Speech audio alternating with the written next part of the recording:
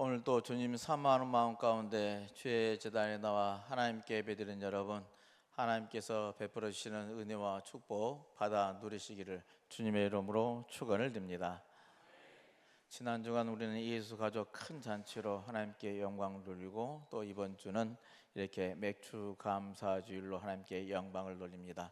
하나님께서 베푸시는 은혜와 축복이 날마다의 삶 가운데 충만히 임하는 저와 여러분 모두가 되시기를 다시 한번 주님의 이름으로 축원을 드립니다. 오늘은 풍차 이야기를 좀 해보겠습니다. 어제 광주 신방 다녀다, 그제죠, 신방 다녀다 보니까 영암 산등성에 보니까 풍력 발전소가 많이 돌아가는 것을 이렇게 눈여겨 보았습니다. 근데 아무래도 풍차는 네덜란드가 유명하지 않냐 싶어요. 여러분들도 순천에 가보면 한 번쯤 봤을지 하는데요, 굉장히 집채만한 큰 바람을 받아서 돌아가는 것을 볼 수가 있습니다. 원래 네덜란드가 이렇게 풍차가 유명해진 이유는 지대가 낮기 때문에 물을 퍼올리기 위해서는 동력이 필요했는데, 사람 인력으로 안 되니까 바람이 많이 부는 곳이라서 이 풍차를 이용해서 물을 퍼올리고 방아를 찍고 하는 그런 동력을 얻게 되었습니다. 사전적 의미로는 바람의 힘을 이용해서 동력을 얻는 기계라고 풍차에 대해서 설명을 합니다. 거대한 날개들이 돌아가면서 힘을 만들어내고, 그 힘을 이미 이제 물을 품어 올리고 또 방아를 찢는 그런 동력으로 사용한다는 것이죠. 오늘 제가 이렇게 이 말을 서두에 꺼내는 이유는, 그 거대한 중요한 것은 그 거대한 풍차들이 뭘로 돌아갔느냐 하는 데 있습니다. 바람이죠. 바람이 불어야만이 이게 힘을 받고 또 힘을, 에너지를 얻어서, 옛날에는 물을 기르는 일에 썼고 또 방아를 찢는 일에 쓰였지만 요즘은 전기를 생산하는 일에 쓰여지게 되어집니다. 이게 바람이 불어주지 않으면 이 풍차는 당연히 무용지물입니다. 그냥 서 있기만 할 뿐인 것이죠. 만약에 사람의 힘으로 그 풍차를 돌린다고 생각해 보면은 그게 가능할까요? 오히려 그게 오히려 힘의 낭비만이죠. 사람이 끌어서 풍차를 돌려서 에너지를 만들 수는 없는 것이라는 이야기입니다. 제가 앞에 이런 서론으로 이 말씀을 드리면은 믿음의 삶이 또한 이와 같다 생각이 들었었습니다. 우리 나름대로 날마다 잘해보려고 발버둥을 쳐보지만은 우리들의 인생살이는 쉽게 실패하는 경우가 허다합니다. 나름대로 마음을 굳게 먹어보기도 합니다. 의지를 다져보기도 합니다. 결심을 새롭게 해보기도 합니다. 하지만 우리 인생살이가 펼쳐가기보다는 그것들이 모든 나의 의지와 노력이 힘이 하나도 없이 소용이 없는 경우를 허다하게 경험합니다. 무너지고 말더란 겁니다. 우리 힘으로 도저히 감당하기 어려운 일들이 너무나도 쉽게 우리를 하여금 절망하게 만드는 것이 우리의 인생살이가 아닌가 싶습니다. 우리의 신앙생활이라는 것도 우리의 날개가 쉼없이 돌아가기 위해서는 그것을 돌릴 바람이 있어야 합니다. 우리 스스로 도저히 돌려나갈 수 없는 이 믿음이라는 풍차를 돌릴 수 있는 그 바람은 무엇이고 또 어디서 오는 것일까요? 일찍이 이사야 선지자가 우리에게 가르쳐준 말씀이 있습니다. 이사야 40장 29절로 31절 말씀입니다. 함께 읽어볼까요? 피곤한 자에게는 능력을 주시며 무능한 자에게는 힘을 더하시나니, 소년이라도 피곤하며 곤비하며 장정이라도 넘어지며 쓰러지되 오직 여호와를 앙망하는 자는 새 힘을 얻으리니, 독수리가 날개치며 올라감 같을 것이요 다른 박질하여도 곤비하지 아니하게 하고 걸어가도 피곤하지 아니하리로다. 아멘. 힘이 어디서 온다고요? 하나님으로부터 주어지는 힘이라는 겁니다. 세상에서 힘 주는, 권력이 주는 힘이 아니라, 돈이 주는 힘이 아니라 하나님으로부터 우리들이 힘을 우리는 공급할 수가 있다는 이야기입니다. 근데 이 힘을 얻기 위해서는 풍차는 바람을 이게 불어야만이 이 힘을 얻게 되는데, 아무리 바람이 불어와도 풍차가 돌아가지 않는 경우가 있습니다. 언제입니까?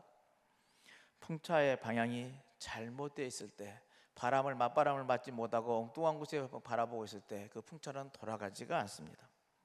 풍차가 제대로 돌아가려 한다면 바람을 향해 서 있어야만이 가능합니다. 우리 어린이들이 가지고 있는 장난감의 바람개비도 마찬가지죠. 바람이 불지 않는 쪽에 오면 돌아가지 않습니다. 일부러 바람을 일으켜서 돌려서 바람 방향으로 가야만이 그 바람개비는 돌아갑니다. 방향만 바람 쪽에 향해 있다면 가만히 있어도 풍차는 힘차게 돌아가는 것이고 거기서 에너지가 생기는 것이죠. 우리의 삶도 이와 같다 생각이 되집니다. 언제나 우리의 마음과 행위가 하나님 향해서만 있다면, 하나님을 바라고 있다면, 하나님을 의지하고 있다면, 그래서 하나님이 주신 힘으로 산다면 우리의 삶은 강한 힘을 받아서 힘차게 돌아가게 될 줄로 믿습니다. 여러분, 항상 하나님을 향해 그 바람을 맞으면서 하나님으로부터 오는 그 힘을 얻으시기를 바랍니다. 하나님만 의지하고 하나님을 향해 나간다면 분명하게 하나님께서는 우리에게 그 힘을 주시고 우리의 믿음의 날개는 힘차게 돌아가게 될 줄로 믿습니다. 사람은 스스로 자기를 평가하면서 살아갑니다. 자기만의 평가에 삶의 의미를 찾으러 갑니다. 나는 어떤 사람이라는 그 평가를 얻고 싶은 것이죠. 그리고 그 자기 평가에 의해서 자신의 가치를 인정하려는 경향이 강합니다. 그런데 가만히 살펴보면 대부분의 세 단계의 평가 기준을 거칩니다. 그게 대부분 과거가 어떠하고 현재는 어떠하고 미래는 어떠한 삶으로 자기를 평가하느냐에 따라서 달라지더라는 겁니다. 그렇죠. 먼저는 어떻게 살았느냐는 과거의 문제입니다. 어떻게 살아왔느냐, 그 사람이 인생에 살아온 이야기들을 가만히 보면은 그 사람의 인생이 보이는 것이죠. 사람들은 그렇게 이 과거를 참 중요하게 여깁니다. 묻어두었던 옛 이야기를 꺼내기 시작하면 한없이 풀어놓기를 우리는 좋아합니다. 나는 과거에 이렇게 살았노라 하는 이야기들이 끊임없이 나오는 것이죠. 또 그 과거가 절망이었던지 아니면 아픔이었던지 실패였던지, 그래서 때로는 지우고 싶은 과거일지라도 우리는 소중히 여깁니다. 왜요? 그 내면에는 그 이야기, 그 과거에 살아온 삶의 이야기 스토리 속에는 오늘의 내가 있기 때문에 그렇습니다. 옛날에 살아온 이야기 속에 오늘 내가 존재한다는 이야기입니다. 그러기에 그 과거는 참으로 소중한 것입니다. 그래서 그 옛날을 돌아보면서 나를 평가하기를 즐깁니다. 나는 이렇게 살아왔노라는 이야기를 하는 것이죠. 또 하나는 어떻게 살고 있느냐 하는 현재의 문제가 중요합니다. 오늘 사는 나의 모습, 내가 평가받는 것이 그 모습으로 평가를 받는 것이죠. 눈에 보이는 세계라는 것이, 현재라는 것은 각각 우리 사람마다 다르게 살아갑니다. 같이 사는 사람은 없죠. 어떤 이는 가정이 있어서 즐겁다 합니다. 또 가족이 있어 인생에 참 의미를 느낀다 합니다. 자식이 있어 소망이 있다고 그렇습니다. 그러기에 나는 행복하다라고 자기 스스로를 평가할 수도 있습니다. 반면에 나는 불행하다 생각하는 사람도 있습니다. 이 사람에게는 만족이 없는 사람이죠. 뭔가 늘 부족합니다. 언제나 채우지 않는 욕망이 있습니다. 이것만으로는 만족할 수가 없다는 겁니다. 그래서 현재보다 좀 더 나은 미래가 있기를 조급하게 바라고 그것을 추구해 갑니다. 그리고 얼른 내가 불만족하니 오늘의 현실에서 얼른 벗어나기를 소망합니다. 이렇듯 자기 현재 자기 처해 있는 삶의 평가에 따라서 행복이냐 불행이냐를 평가하는 그런 사람이 있다는 것이죠. 마지막으로는 어떻게 살 것인가 하는 미래의 문제입니다. 여기에 한층 더 복잡해진 문제가 생기는데요. 과거와 현재를 넘어서 또 다른 세계를 생각하기 때문에 그렇습니다.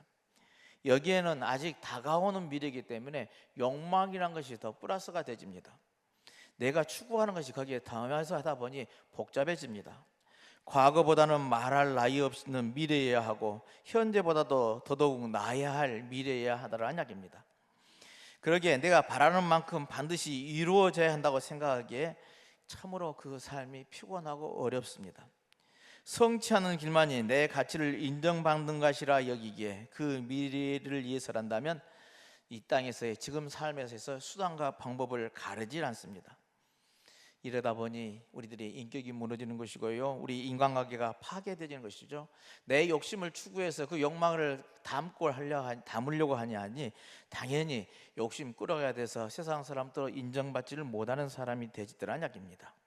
당연히 이런 사람은 인류와 도덕이 무너지는 것이고요, 총체적인 인간성 상실이라는 결과를 가져오더란 얘기입니다. 이렇게 해서라도 나를 인정받고자 한다는 것이죠. 그런 세상으로 나아가는, 그리고 그로 말미암아 나를 평가하려고 한다는 겁니다. 무서운 세상입니다. 어떠하든 다 좋습니다. 과거든 또 현재든 미래를 기준으로 나를 평가해서 인정받고자 하는 그 열정만큼은 대단한 일일 것입니다. 그러나 이 모든 과정 속에서 진정으로 잊어버리고 사는 것이 있으니 그게 문제라는 겁니다. 과거의 내 삶도 내 삶을, 과거의 삶으로 나를 인정받고 현재 내 삶의 모습으로 인정받고 미래에 내가 추구하는 그 목적을 가지고 인정을 받는 그 모든 것들이 있다 할지라도 우리들이 잊어버려서 안 될 것이 있는데 그게 뭡니까? 감사라는 겁니다. 감사를 잊어버리면요 인생이 총체적인 난국에 빠지고 그 인간성 상실로 갈 수밖에 없다는 겁니다. 우리는 언제나 불평과 원망은 잘하지만은 감사하는 것을 잊어버리고 사는 것 아니냐 하는 것입니다. 우리가 알아야 할 것이요, 이 불평과 감사는요 함께 커져갑니다. 불평은 하면 할수록 그게 커져가게 되어 있고요, 감사도 하면 할수록 커져가게 되어 있습니다. 내 과거의 삶을 돌아보건대 정말 감사한 일일 뿐입니다. 그 과거에 매여 있었다면 아무짝에도 쓸모없을 나 같은 못난 인간이요 이렇게까지 왔다는 사실이 여간 감사한 일이 아닙니다. 여러분들의 인생을 되돌아보십시오. 과거의 10년, 20년 내 삶과 오늘의 삶을 비교한다면 얼마나 많이 달라졌습니까? 감사할 일 투정이죠. 현재 내 삶이란 더욱 눈물로 감사할 일입니다. 이렇게 좋은 세상을 만날 줄 누가 알았겠습니까? 이렇게 좋은 사람을 만나리라 꿈이라도 상상해 보았습니까? 그러게 여러분, 미워하지 마시기 바랍니다. 남을 탓하지 마시기 바랍니다. 우리가 아무리 밉다 해도 가만히 생각해 보면 이보다 좋은 사람들이 없습니다. 특히 이 세상에서는 내 남편보다 좋은 남자는 없습니다. 내 아내보다 좋은 여자는 없습니다. 왜 그런지 아십니까? 하나님께서 가장 좋은 사람끼리 짝지어 놓으셨기 때문에 그렇습니다. 비단 인간관계뿐이겠습니까? 우리는 불만이 너무나 많습니다. 요구가 너무 많습니다. 원망이 너무나 지나칩니다. 미국에 있었던 일인데요, 콜로라도주의 덴버라는 곳에서 일어난 일입니다. 사랑하는 두 남녀가 자동차를 타고 가다가 너무 이제 멀어서 이제 졸음이 와서 함께 차 안에서 시동을 켜놓고 잠을 잤습니다. 근데 거기에 자동차가 시동을 걸어놓으니까 일산화탄소가 이제 차 속에 스며들어서요 두 사람이 이게 까무라치 절도하게 되졌습니다. 다행스럽게도 이 두 사람이 이게 비상등을 켜놓고 잠자고 있는 것을 지난 구조대가 발견해서요 차 안에서 사람을 구해내기 보니 문이 안에서 잠겨 있으니 꺼낼 수가 없으니까 창문을 깨뜨리고 이제 이 두 사람을 구해냈고 인공 호흡을 시키고 응급조치를 해서 그 사람들이 살아나게 되졌습니다. 근데 이 일은 그 다음 날 일어나는데요 기가 막힌 일이 발생을 했습니다. 죽음에서 살아난 이 청년이요 다음날 경찰서에 오더니 청구서 한 장을 내밀었습니다. 무슨 청구서냐? 자동차 수리 청구서. 구해줬는데요 죽음에서 살아났는데 자기를 살려내기 위해서 차 유리를 깨뜨렸으니까 이 수리 청구서 당신들이 깼으니 당신들이 내시오라고 청구서를 내밀었다는 겁니다. 이게 있을 수 있는 일입니까? 정말 여러분들 제가 말을 하자마자 피시가 웃었죠. 있었을 수 없는 일이라는 뜻이겠죠.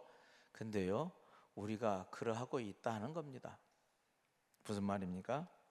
하나님은 하는 은혜와 사랑으로 죽을 수밖에 없는 우리를 용서함으로 구원의 은총을 우리에게 베풀어 주셨습니다. 그런데 그 값진 구원을 거저받은 우리들이요 또 다른 요구들을 한다는 겁니다. 하나님 나에게 이것도 주십시오, 저것도 주십시오. 예, 안 주십니까? 때를 씁니다. 복 중에 복인 죄의 용서함도 받고 구원의 복을 주셨으면 감사할 것인데 그렇지를 못하고 있는 것이 우리들의 모습이 아니냐는 것입니다. 언제나 우리의 마음과 입술에는 깨알같이 적힌 불만 목록서가 잔뜩 있습니다. 청구서가 들려있지 않느냐는 이야기입니다. 눈만 뜨면 자동 판매기처럼 이것 주십시오 저것 주십시오 요청하는 우리들이 아니냐 하는 것이죠. 성경은 이런 우리들에게 한마디로 정신 차리라고 합니다. 데살로니가전서 5장 16절 18절 말씀 같이 읽어볼까요? 항상 기뻐하라, 쉬지 말고 기도하라, 범사에 감사하라. 이는 그리스도 예수 안에서 너희를 향하신 하나님의 뜻이니라. 아멘. 가장 먼저 우리가 해야 할 것은 감사가 먼저라는 겁니다. 사람의 행복은 소유에 있지 않고 깨달음에 있다 하겠습니다. 깨달음만이 아니라 좀 더 나아가서는 고맙게 여기는 마음, 곧 감사하는 마음에 이 행복이 있다는 겁니다. 사람이 어떠한 여건에 있든지 고마운 마음을 가지면 그는 그만큼 행복해질 수가 있는 것입니다. 이렇게 감사는 깨달음과 겸손에서 오는 것이고요, 우리들의 신앙의 고백, 믿음에서 오는 것이죠. 흔히 감사의 차원을 셋으로 이렇게 생각을 합니다. 전에도 말씀드린 적이 있는데요, 첫째는 물리적인 감사가 그렇습니다. 조건적인 감사, 반사적인 감사라고도 하는데요, 먹을 것을 주시니 감사합니다. 당신 이걸 주니 내가 감사합니다. 우리들 서로 간에 이게 음식 갖다 주면 감사하면서 빈 그릇으로 보내지 않고 담아서 보내는 그 감사의 마음, 이것을 물리적인 감사일 것입니다. 건강을 주시니 감사하고, 우리들 살 것을 주시니 감사하고, 이게 당연한 것이죠. 두 번째가는 철학적인 감사가 있습니다. 이것은 가난하다가 부해져서 뭐가 풍성해서 많아져가 감사가 아니라 있는 그대로에서 깨달음이 깊어져서 오는 감사를 하겠습니다. 전에는 은혜인 줄 몰랐는데 깨닫고 보니 은혜더라는 것이죠. 전에는 복인 줄 몰랐는데 깨닫고 보니 복이더란 겁니다. 전에는 내가 이 세상에서 제일 불행한 줄 아는데 깨닫게 보니 제일 행복한 사람이더란 겁니다. 이러한 감사가 바로 철학적인 감사를 하겠습니다. 세 번째는 좀 더 한 단계 나아가서 신학적인 감사입니다. 이게 절대적인 감사라는 건데요, 이 감사는 예수께서 십자가를 지심으로 내 죄를 속량하시고 하나님의 자녀가 되었음이 은혜이고 기쁨이요 복이라 그러던 고백입니다. 절대적인 감사인 것이죠. 우리에게 가장 가치 있는 감사가 있다면 바로 이 세 번째 감사일 것입니다. 고백하는 하나님 은혜에 감사합니다는 이 감사의 고백이 있어야 될 줄로 믿습니다. 오늘 우리가 읽었던 시편 23편은 우리가 잘 아는 다윗의 고백입니다. 이 시에서 다윗은 총체적인 감사를 보여줍니다. 그의 과거에 함께 하셨던 하나님의 은혜에 대한 감사가 거기에 담겨 있고요, 또 현재 삶에 만족해 하시는 하나님의 은혜에 대한 감사가 거기에 담겨 있고요, 장래 자신에게 베푸실 놀라운 하나님의 은혜에 대한 감격이 그 안에 담겨져 있더라는 겁니다. 그러한 의미의 감사가 넘치는 감사의 고백이라 하겠습니다. 우리들은 모두가 다 다윗의 일생에 대해서 알고 있습니다. 다윗의 과거를 생각해 보면 우리보다 마땅히 감사할 일이 있었는가? 없었습니다. 우리랑 똑같았습니다. 형제 중에 8형제 중에 막내로 태어나서 형들의 시기와 질투 속에서 목동으로 어린 시절을 보내야 했습니다. 물론 블레셋과의 전투에서 골리앗을 죽이고 포상을 받아서 사울 왕의 땅을 얻는 그런 특혜도 있지만은, 그러나 사울의 시기 대상이 되어서 이곳저곳으로 도망 다니는 어려운 시절을 겪게 되집니다. 더구나 잠시 흐트렸던 그의 생활이 이제 안정이 돼서 왕에 이어 오르기도 합니다만, 그러나 그 권력을 가지고 바세바를 범하게 하고 남편 우리아를 계획적으로 살인하는 어마어마한 죄를 범합니다. 인생살이 그의 스토리를 보면은 우리와 다를 바가 없습니다. 잘못하고 회개하고 용서를 구하고, 그리고 참으로 고단한 인생을 살아왔던 인물, 다윗 왕이라 칭하지만은 그 인생은 결코 좋은 인생이 아니더라는 겁니다. 그러나 다윗의 위대함은 이 속에서도 하나님에 대한 경외심을 잊지 않고 항상 하나님만 바라보고 하나님을 의지하였다는 이야기입니다. 실수하고 잘못하더라도 하나님께 회개하면서 하나님 앞에 선 인물, 그게 다윗이었던 것이죠. 그리고 마침내 그의 신앙은 하나님께 감사하는 데까지 이르더라는 이야기입니다. 그의 감사의 극치가 오늘 그의 노래 속에 담겨져 있습니다. 그 고백은 내 잔이 넘치나이다는 고백입니다. 다윗의 감사의 극치라고 할 수가 있습니다. 과거나 현재, 미래에 주시는 이 총적인 하나님의 은혜에 대한 감사를 이보다 더 완벽하게 표현할 수 있겠습니까? 내게 오는 이 모든 것이 하나님의 은혜요, 그거에 내 잔이 넘치도록 베풀어 주십니다라는 고백, 내 잔이 넘치나이다의 단계 속에 담겨 있더란 겁니다. 인간은 누구나 이런 빈 잔을 가지고 살아가는 존재들이라 하겠습니다. 그리고 인간의 심령 속에 깃들어 있는 이 빈 잔은 영원한 가치가 아니면 채워질 수 없는 잔이라 하겠습니다. 하나님이 아니면 이 세상의 어떤 것들로도 채워줄 수 없는 잔이라 하겠습니다. 여러분은 이 영혼의 잔을 무엇으로 채우시렵니까? 무엇으로 인해서 내 잔이 넘치나이다라고 감사할 수 있겠습니까? 이 맥주 감사주일에 여러분의 영혼의 빈잔이 여전히 비어있지는 않습니까? 아니면 세상에 가치 없는 잡동사니들로 가득 차서 감사하지 못하고 있지는 않습니까? 그렇다면 우리는 정말 불행한 인생을 살고 있다 하겠습니다. 사랑하는 성도 여러분, 우리의 영혼의 빈잔에 가득 찬 시기와 질투와 허영심, 그리고 미워하는 마음과 용서하지 못하는 마음들, 하나님께 나아가지 못하도록 막고 있는 이 불신앙적인 자기 자신의 벽들을 허물어 버리시기를 바랍니다. 아직도 마땅히 채워야 할 영원한 가치들을 채우지 못하여서 허긴 영혼의 빈잔이란다면 그 빈잔에 감사의 조건들로 가득 채워 가시기를 바랍니다.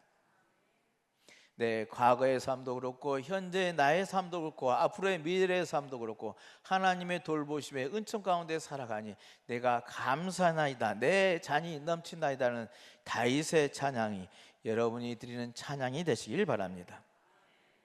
그래서 이 감사절, 우리의 이 귀한 믿음들이 하나님께 영광 돌리고 하나님께 감사하며 하늘 뜻을 이루고 갈 수 있는 저와 여러분들의 삶이 되시기를 다시 한번 주님의 이름으로 축원을 드립니다.